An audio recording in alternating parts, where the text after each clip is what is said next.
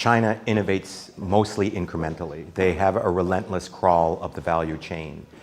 They have what I would call micro-innovations. I think China, maybe they don't have like the number one expert in some fields. Maybe that expert is in US or somewhere else. But in the top 10 in the world, China very often has like 5 of the top 10 people.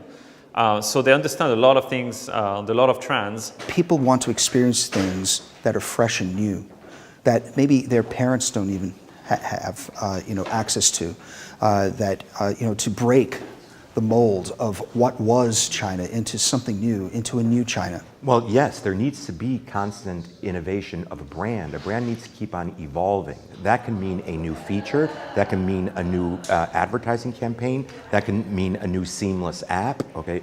But then it can also mean a new business model. Now, in terms of Chinese startups, they have advantages of having access to a huge market, quite homogeneous, so a lot of users.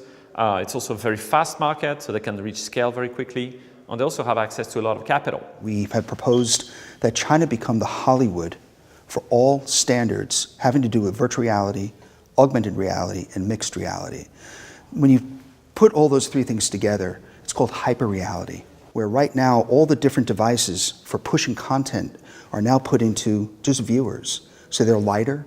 You can do a lot more when it comes to sensories, so it's not just visual. We can put sound, we can put feeling into it as well. We have a Meitu lab just really doing research on face recognition.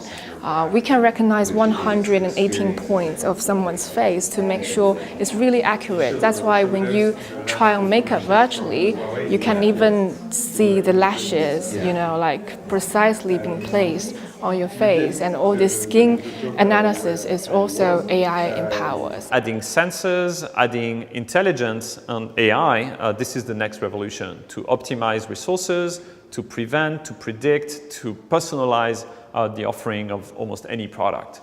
The government is putting billions of dollars behind it. I'm connected to the Chinese people, and they're very aware of the situation. They want to be part of the solution, they want to change.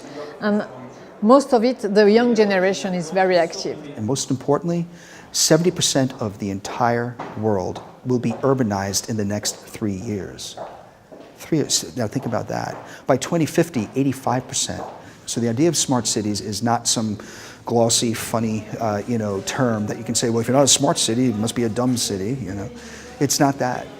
It's about this convergence of human need, government wants, and most importantly, the safety and security for our children. China will become the first country in the world for the sharing economy. You can rent an umbrella in the south of the country where there is, the waiter cities, or basketball, so the kids can just scan a barcode and then they have a basketball to play. They don't need to own it anymore. I think people fail to realize that because it's a very old culture.